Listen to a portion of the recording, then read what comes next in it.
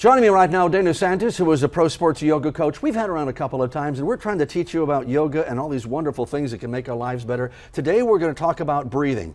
Breathing is an autonomic function that happens normally with the body, but controlling it can make us what? Feel better, live better, what? Oh, yes, absolutely. People know that without breath, there's no life, right? Yeah. But what so many of us don't realize is that the quality of our breathing has an impact on all of the aspects of the quality of our lives. Mm-hmm. So it's not just how you think and you feel, but also how you move and you sit and you stand. So your breathing is impacting your posture right now. Oh, yeah.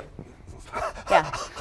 So how should I, when I have these moments where I can think about it, what should I be doing? Give me an exercise that shows me how I should breathe. Well, I think most importantly, we need to understand the mechanics of our breathing. Mm-hmm. And I think that they should teach this in school. So many of us don't get it. We just think rib cage and lungs. Yep. But the diaphragm is actually your primary respiratory muscle, but it's also a primary postural muscle. So it attaches to your rib cage. Right. It runs down through your hip flexors. That's where that fold is, that crease here. Okay. And then attaches to your lumbar spine, so your low back.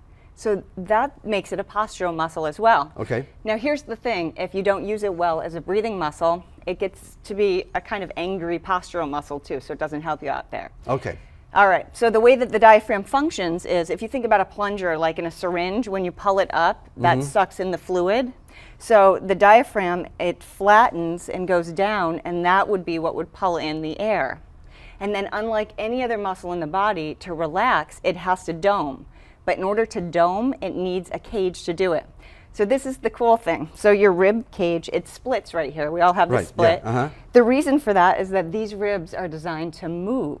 And that's what most of us don't do. We don't move these ribs. So when you take a deep breath at the doctor's office, how do you do it? Well, the shoulders. I mean, that's what we always do. Yeah. We pull up here, and that's because we've lost access to our diaphragm. Okay. And if we don't have access to our diaphragm, we still have to breathe. So the body says, okay, well, we'll recruit muscles in our shoulders, our neck, our back, our chest, and we'll use that to pull up to help pull the air in. And you take up to 24,000 breaths a day. So those muscles are firing to do that. So you ever get a tight neck?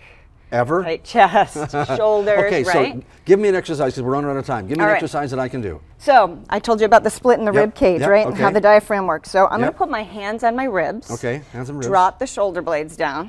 Good. And now when I inhale, I'm going to fill those lungs and the ribs should go out. So inhale. Okay. See how mine go out laterally? Now when I exhale, bring them in, back, and down. Feel your shoulders relax. Yeah. Then you inhale and they go out. And I just thought that was just because I was a little fat in the stomach. It's No. not. It's, oh, okay, yeah, okay. But I'm glad you brought up the stomach. Sometimes people are told to breathe into their belly. Yeah. There's no lung tissue there. The movement, if you watched how I breathed, was more lateral than it was out here. So don't try to breathe into your belly. Breathe into these big lobes of your lungs and let the ribs move out. Now, is there an exercise I can do every day that will help me to do this correctly rather than, as you said, I was kind of slouching and not sitting up? Yeah, so it really helps to practice just what we were doing, but do it lying down on the floor with your legs up. Okay, that makes a lot more sense. Yeah, and then just put your hands there, drop your shoulder blades, and then focus on expanding out, and then really driving the ribs in, back, and down. Because if you can get the diaphragm to relax, then it can give you a full contraction. So when somebody says, you know, when things are uptight, just take a deep breath and relax, that they really mean that will help you relax, doesn't it, the breathing? They really do, but I always laugh about that because I think if only it were that easy, because if we don't know how to take a deep breath and we do this, yeah, that's right. not going to lifting relax the shoulders, us. lift from the diaphragm, right? It's the exhale. Yep. So ribs out on the inhale. Yep. Now drive them in, back, and down on the exhale. Yeah, I can really just, Yeah, sometimes it helps to give it a little bit of help. Yeah, like really so you can identify it in your brain and know this is the right way to breathe. And people ask me, should I feel my core muscles turn on? Yes, when we're training our breathing, you're not walking around all the time, you know, using your core like that. But when you're training your breathing to get the ribs to move again, it's almost like a crunch. So when does it get to the point where you aren't thinking about it and you're just doing it correctly? Usually if you practice it, like I say, 2 sets of 5 breaths every single day within like 2 weeks. Okay. Your body will. Folks at home, 2 sets of 5 breaths this proper way, and we're going to see if it makes a difference. I think that breathing is a big deal. I'm a singer, and I know that when I want to sing that I have to concentrate an awful lot on making sure that my diaphragm is lifted high enough where I'm not straining my voice and really feeling it from down below. Yeah. And then can you use that also when you're meditating and when things are slowing down and thinking about breathing too? Yeah, well, you brought up the autonomic nervous system. It's the only aspect of the autonomic nervous system that we can control. And when we do, within 90 seconds, we can lower our heart rate and our blood pressure and our stress response. And stress response is that hormone cortisol that will course through our body when we're in that fight or flight state. We can inhibit that just by coming into this state of diaphragmatic breathing.